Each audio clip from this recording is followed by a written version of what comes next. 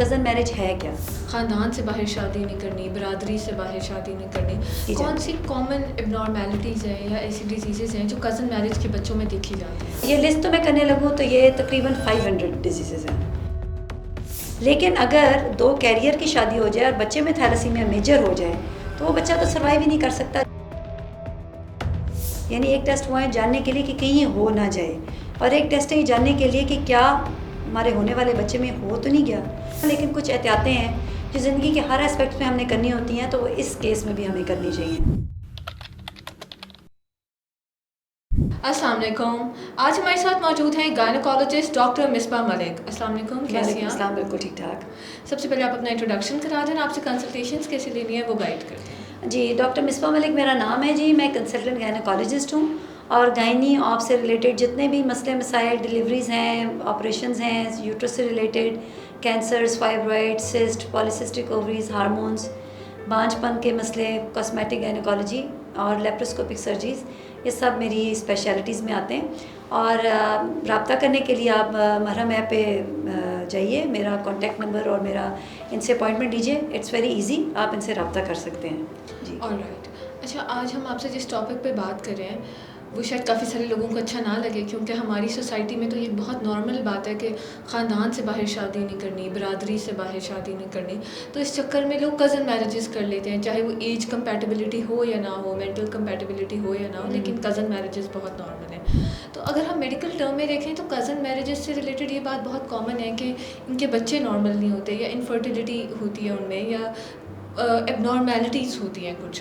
تو کیا یہ سچ ہے, باقی ایسا ہوتا ہے؟ اچھا, اس میں سب سے پہلے ڈیفائن کرنا ضروری ہے کہ کزن میرج ہے کیا. کزن میرج 2 ایسے لوگوں کی آپس میں شادی ہے جن کے گرینڈ پیرنٹس کامن ہیں, چاہے وہ لڑکی کی طرف سے ہوں چاہے وہ لڑکے کی طرف سے ہوں. اگر ان کے گرینڈ پیرنٹس کامن ہیں تو دس از کزن میرج. اس سے اگلے اسٹیپ میں جو ہے وہ ایک اسٹیپ ایک آگے, وہ کزن میرج نہیں ہے, تو اس میں اتنا خطرہ نہیں ہے. ایون اس میں بھی اتنا خطرہ نہیں ہے, تھوڑا سا کوشش ہونے کی ضرورت ہے. اس میں سب سے پہلے جو اب کچھ لوگ جن کی کزن میرجز ہوئی ہوئی ہیں وہ اگر میرا سن رہے ہو تو پریشان ہونے کی ضرورت نہیں ہے. کزن میرج کا مطلب ہمیشہ یہ نہیں ہے کہ پرابلم ہونا ہی ہونا ہے, اور اسی طرح آؤٹ آف فیملی شادی ہونے کا ہمیشہ یہ مطلب نہیں ہے کہ ان کے بچے ہیلدی ہی ہوں گے. اس لیے بہت نیگیٹو ہو کے نہیں سوچنا, لیکن کچھ احتیاطیں ہیں جو زندگی کے ہر اسپیکٹ میں ہم نے کرنی ہوتی ہیں, تو اس کیس میں بھی ہمیں کرنی چاہیے. اس میں یہ ہے کہ کوشش یہ کریں کہ بہت زیادہ پیڑھی در پیڑھی کزن میرج نہ ہو.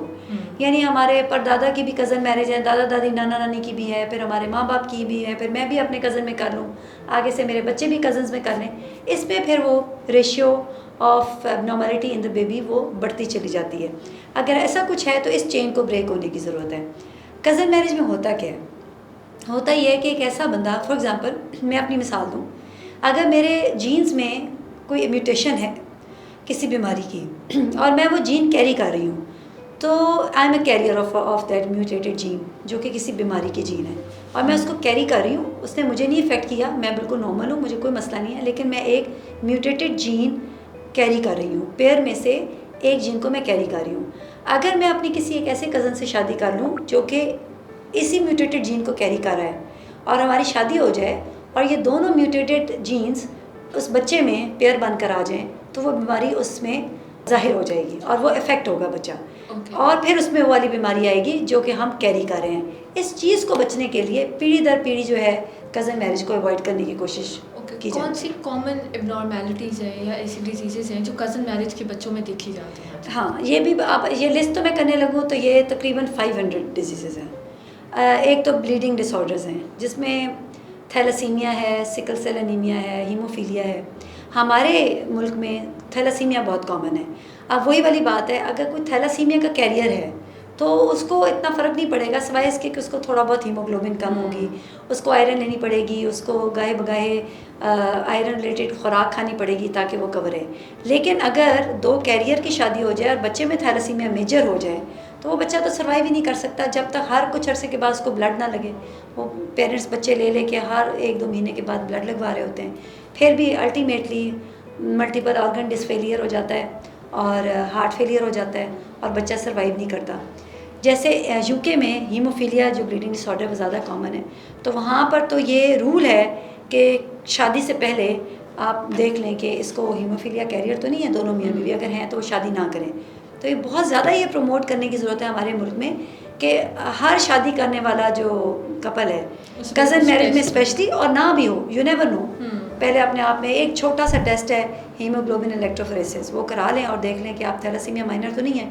آپ ہیں تو احتیاطاً اپنے ہونے والے اسپاؤس میں بھی کروا لیجئے، اگر ہیں تو پھر سوچ لیجئے کہ آپ نے کیا کرنا ہے. کیا اس کے علاوہ بھی کچھ ٹیسٹ ہیں جو کروا لینے چاہیے جن کو لوگ یوزلی اوائڈ کر دیتے ہیں؟ جی یہ تو میں آپ کو بتاؤں گی، پہلے میں یہ بتانا چاہوں گی کامن اور کیا کیا چیزیں ہیں. کزن میرجز میں بلائنڈنس، ڈیفنس اور ڈیلے ڈیولپمنٹل مائلسٹون، یعنی ایک بچہ جو 1 سال کی عمر میں کرتا ہے یہ بچے 5-6 سال کی عمر میں کرتے ہیں.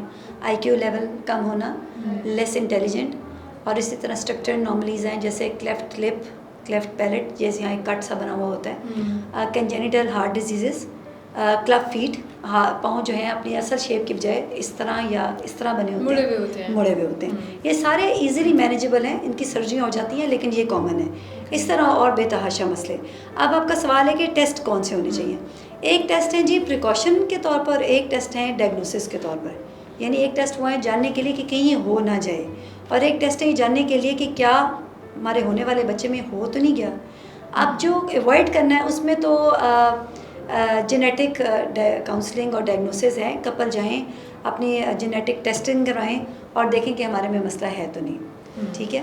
اور اگر ہے تو اس کے کیس میں ایک IVF ٹائپ پروسیجر ہوتا ہے جس میں سیف جینز کو لے کر باہر اس کو فرٹیلائز کرتے ہیں اور ایک ہیلدی ایمبریو کو ٹرانسپلانٹ کرتے ہیں، تاکہ اگر ان کا بچہ ہو تو ہم نے اس کے سیف جینز کو فرٹیلائز کیا ہے تو بچہ انشاءاللہ ٹھیک ہوگا.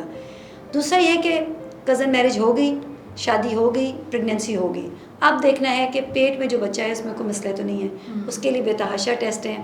الٹرا ساؤنڈ کیا جا سکتا ہے، آل کا پیس کا ٹکڑا لیا جا سکتا ہے، بچے کے جو ارد گرد پانی ہوتا ہے اس کو لے کے ٹیسٹ کیا جا سکتا ہے، ماں کے بلڈ کے ٹیسٹ کیے جا سکتے ہیں. ان کے نتیجے میں پتہ چل سکتا ہے کہ کوئی مسئلہ ہے کہ نہیں ہے. اگر اس کے نتیجے میں کوئی لائف تھریٹننگ پرابلم ملے تو پھر مس کیریج اور ٹرمینیشن آف پریگنینسی کنسیڈر ہو سکتی ہے. جی اچھا، ان جو بھی سارے مسائل ہیں انفرٹیلیٹی یا اب نارمیلٹی، ان میں جینز کا کتنا رول ہوتا ہے؟ جینز کا بہت رول ہے جی. جینز کا ویسے بھی بہت رول ہے اور کزن میرج میں قدرے اس سے تھوڑا سا زیادہ رول ہے. اور جینیٹک اب نارمیلٹی کی وجہ سے جو مس کیریجز ہوتی ہیں وہ فرسٹ ٹرائمسٹر میں ہو جاتی ہیں. یعنی پریگننٹ ہوتے ہی ود ان فرسٹ 2-3 months پتہ چل جاتا ہے. وہ بچہ گرو نہیں کرتا، ہارٹ بیٹ نہیں بنتی. پیشنٹس ہم سے پوچھتے رہتے ہیں کیا ہوا، ہم انہیں یہ بتاتے ہیں there was some genetic problem, some chromosomal problem, جس کی وجہ سے آپ کی پریگنینسی نہیں چل پا رہی ہے اور اس کو ہمیں ہارٹ بیٹ نہیں آ رہی ہے، اس میں لائف نہیں آ رہی ہے، تو اس کو ہمیں ٹرمینیٹ کرنا. مطلب اگر کزن میرج نہ ہو تو بھی جینیٹیکل پرابلمز آگے اس چیز بالکل ہو سکتی ہیں، بالکل ہو سکتی ہیں. آؤٹ آف دا فیملی شادی ہونا از نو گارنٹی کہ بچہ 100% ٹھیک ہی ہوگا، لیکن کم چانسز ہیں as compare to cousin marriages کے. رائٹ. اگر آپ بھی کزن میرج کرنے کا سوچ رہے ہیں یا آپ کی زبردستی کروائی جا رہی ہے تو یہ ویڈیو خود بھی دیکھیں اور اپنے گھر والوں کو بھی دکھائیں. پوری ویڈیو دیکھنے کے لیے شکریہ. Thank you G.